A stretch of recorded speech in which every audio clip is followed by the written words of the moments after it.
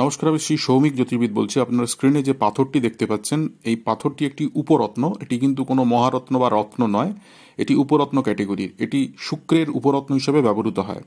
বাংলায় এর নাম হচ্ছে গিরিবজ্রমণি, ইংলিশ নামটা আমি শেষে বলছি।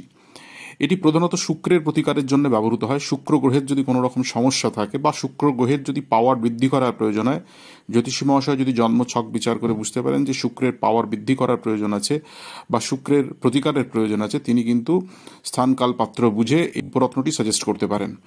তো এখানে আমরা দেখার চেষ্টা করব যে এই রত্নটি আমরা চিনব কিভাবে। দেখুন, এই রত্নটি কালারটা কখনো সাদা হয়ে থাকে, কখনো একটু গ্রে কালারের হয়ে থাকে। আর এই রত্নটি চেনার একটি অন্যতম প্রধান উপায় হচ্ছে এর ওপরে একটা ফায়ারিং থাকে, বিভিন্ন রকমের কালার হয়। দেখুন, আমি স্ক্রিনে কতটা আসছে আমি জানি না, আমি দেখাবার চেষ্টা করছি। দেখুন, বিভিন্ন রকমের কালার হচ্ছে, কখনো সবুজ কালার দেখা যাচ্ছে, কখনো এটা কিন্তু একটা ব্লুইশ শেড দেখা যাচ্ছে, কখনো কিন্তু আবার হালকা হালকা এর মাঝখানে, আমি ক্যামেরায় যতটা আসছে আমি দেখাবার চেষ্টা করছি, হালকা হালকা রেডিশ মানে লাল একটা কালারের মানে আবহাওয়া দেখা যাচ্ছে কিন্তু। অর্থাৎ এটি মানে ওপালের একটি ন্যাচারাল, ওপালের একটা প্রধান বৈশিষ্ট্য, এর মধ্যে ফায়ার থাকে। এই ফায়ারের কোয়ালিটিটা যত ভালো হবে সেই অনুযায়ী এই রত্নটির মূল্যটা বৃদ্ধি হতে থাকে। এবং দেখুন, এই রত্নটা যদি আমি ব্যাক সাইডটা দেখাই, ব্যাক সাইডে ফায়ার থাকলেও কিন্তু ফ্রন্ট সাইডের মতো অতটা ফায়ার থাকে না। কিন্তু দেখুন, ব্যাক সাইডেও ফায়ার আছে। এই ওপালটা পার্টিকুলার ব্যাক সাইডেও ফায়ার আছে। একটু ভালো কোয়ালিটির ওপাল থাকলে তার ব্যাক সাইডেও অনেক সময় ফায়ারিং পাওয়া যায়, কিন্তু সর্বক্ষেত্রেই যে ব্যাক সাইডেও ফায়ার পাওয়া যাবে, মানে বোথ সাইড ফায়ার, এটা কিন্তু সর্বক্ষেত্রে হয় না। যাই হোক, এই মানে জন্ম ছকে যদি কোনোভাবে শুক্র অ্যাফ্লিক্টেড থাকে তাহলে কিন্তু নানা রকমের সমস্যা দেখা যায়। বিশেষ করে জননেন্দ্রিয় সমস্যা দেখা যেতে পারে, মূত্র সংক্রান্ত পীড়া হতে পারে। এছাড়াও সম্পর্কের ক্ষেত্রে দাম্পত্য জীবন কিন্তু ভালো যায় না যাদের শুক্র খারাপ থাকে। এছাড়াও নানা রকম সন্তান প্রাপ্তির ক্ষেত্রে ডিলে হতে থাকে, ইত্যাদি নানা রকম সমস্যা পীড়িত হয়। আত্মীয় স্বজনদের সঙ্গে বিবাদ হতে থাকে এবং শান্তির একটা অভাব দেখা যায়। সাংসারিক শান্তি যে জিনিসটা, সেটার কিন্তু একটা বিরাট অভাব দেখা যায়।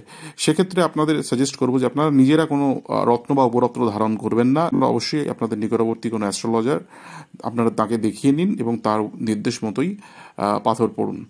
ঠিক আছে? তো এখানে আমি যেটা বলার চেষ্টা করছি যে এই ওপাল কিন্তু, মানে এই রত্নটার নাম বলেই দিলাম, এই রত্নটা হচ্ছে, এর নাম ইংলিশ নাম হচ্ছে ওপাল। এই ওপাল কিন্তু প্রাচীন ভারতবর্ষেই প্রথম পাওয়া গিয়েছিল বলে কোনো কোনো মানে রত্নবিদ মনে করেন। পরবর্তীকালে এইটিকে ইউরোপে নিয়ে যাওয়া হয়েছিল। শোনা যায় যে মানে ইউরোপ থেকে পরবর্তীকালে বিভিন্ন দেশে ছড়িয়ে পড়েছিল এবং প্রাচীনকালে রাজা মহারাজারা তারা কিন্তু জয়প্রদ রত্ন হিসেবে ওপাল ধারণ করতেন এবং স্বর্ণে ধারণ করতেন। বর্তমানে আমরা যারা জ্যোতিষশাস্ত্র চর্চা করি, যেহেতু শুক্রের উপরত্ন হিসেবে এটিকে আমরা সাজেস্ট করে থাকি, তাই বেশিরভাগ ক্ষেত্রেই সাধারণত রূপোর আংটিতেই এটাকে পড়ার বিধান দেওয়া হয়। তবে কোনো কোনো ক্ষেত্রে স্থানকাল পাত্র বিশেষে স্বর্ণ অঙ্গুরীয়তেও ধারণ করার বিধান রয়েছে। আর এই রত্নটি চিনতে গেলে এই রত্নটিকে প্রথমে খুব ভালোভাবে পরীক্ষা করতে হবে। বিশেষ করে অনেক ক্ষেত্রে দেখা যায় যে ফায়ারের যে পোর্শনটা, এটা এক ধরনের পেস্টিং বা নকল ওপাল কিন্তু বাজারে ছেয়ে গেছে, তার ফায়ারিংটা কিন্তু খুব বেশি, অনেক বেশি, যা দেখে লোকে অনেক সময় আকৃষ্ট হয়ে যান মানুষজন যে এটাই হয়তো আসল ওপাল, কিন্তু সেটা কিন্তু নয়। অনেক সময় বোথ সাইডেই ফায়ারটা দেখা যায় সমানভাবে, কিন্তু এগুলো পেস্টিং করা থাকে, ওগুলো নকল ল্যাব গ্রোন বা অনেক সময় কৃত্রিম উপায়ে এগুলো তৈরি করা হয়। বেস্ট হচ্ছে, খালি চোখে তো নিশ্চয়ই কিছু অবজারভেশন রাখতে হবে, কিন্তু বেস্ট হচ্ছে আপনারা যদি ল্যাব টেস্ট করিয়ে নেন। কারণ ল্যাব টেস্ট করালে অনেক কিছু বিষয় আছে যেগুলো খালি চোখে হয়তো ধরা পড়ে না, সেগুলো কিন্তু মেশিনে পাওয়া যায়। যেমন ওপালের রিফ্র্যাক্টিভ ইন্ডেক্স যেটা আছে সেটা হচ্ছে 1.37 থেকে 1.47, আর স্পেসিফিক গ্র্যাভিটি যেটা আছে 1.98 to 2.20। তো এই রকম যে টেকনিক্যাল ফিচার্সগুলো রয়েছে সেগুলো কিন্তু খালি চোখে বা কোনোভাবেই এগুলো সম্ভব নয়। এগুলোর জন্য অবশ্যই কিন্তু ল্যাব টেস্ট করার দরকার রয়েছে।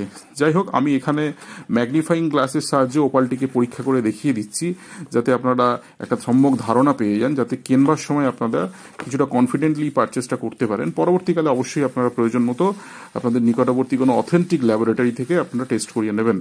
তো আমি দেখুন এখানে ম্যাগনিফাইং গ্লাসের সাহায্যে ওপালটিকে একটু পরীক্ষা করার চেষ্টা করছি। দেখুন, ভালোভাবে পরীক্ষা করলেই বুঝতে পারবেন যে ক্যামেরাতে কতটা আসছে জানি না। এখানে দেখুন, তো দেখলে ভালো ভালো করে বোঝা যাচ্ছে যে ফায়ারিং কিন্তু রয়েছে। ঠিক আছে? তো ফায়ারিংটা রয়েছে বিভিন্ন অ্যাঙ্গেল থেকে যদি পরীক্ষা করা যায়। দেখুন, ম্যাগনিফাইং গ্লাসের সাহায্যে ওপালটিকে দেখাবার চেষ্টা করছি। দেখুন, অ্যাকচুয়ালি এই পাথরটা বিভিন্ন যে বালুকণা থাকে, ভূগর্ভস্থ বালুকণা সেগুলো জমাট বেঁধে তৈরি হয় বলে কোনো কোনো রত্নবিদ মনে করেন। পরবর্তীকালে ভূগর্ভস্থ যে তাপ, সেই তাপের প্রভাবে আস্তে আস্তে আস্তে আস্তে বালুকণাগুলি জমাট বেঁধে এরকম একটা সুন্দর পাথরের চেহারা নেয়। ঠিক আছে, তো এইভাবে এই রত্নটি কিন্তু তৈরি হয়। এই রত্নটি প্রাচীনকাল থেকেই ব্যবহার হয়ে আসছে এবং প্র্যাকটিস লাইফে দেখেছি এই রত্নটি কিন্তু বিশেষ করে দাম্পত্য সমস্যা যাদের রয়েছে, যারা কোনোভাবেই হীরক ধারণ করতে পারছেন না, যে কোনো কারণে হোক, আর্থিক কারণে বা যে কোনো কারণে হোক, তারা কিন্তু এই রত্নটি জ্যোতিষী মহাশয়ের পরামর্শ মতো ধারণ করতে পারেন এবং সঠিকভাবে সঠিক উপায় যদি ধারণ করেন, নিশ্চয়ই কিন্তু এই রত্নটি আপনাদের শুভ ফল দেবে বলেই বিশ্বাস রাখা যেতে পারে। যাই হোক, আজকের ভিডিওটি এই পর্যন্তই। পরবর্তী এরকম জেমস্টোন এবং অ্যাস্ট্রোলজিক্যাল এবং স্পিরিচুয়াল ভিডিও যদি আপনারা দেখতে চান, শাস্ত্র মতে শাস্ত্রীয় বিধান অনুসারে যদি আপনারা দেখতে চান অথেন্টিক ভিডিও, তাহলে অবশ্যই কিন্তু এই পেজটিকে আপনারা লাইক দিয়ে দিন এবং এই চ্যানেলটিকে অবশ্যই সাবস্ক্রাইব করে নিন। নমস্কার।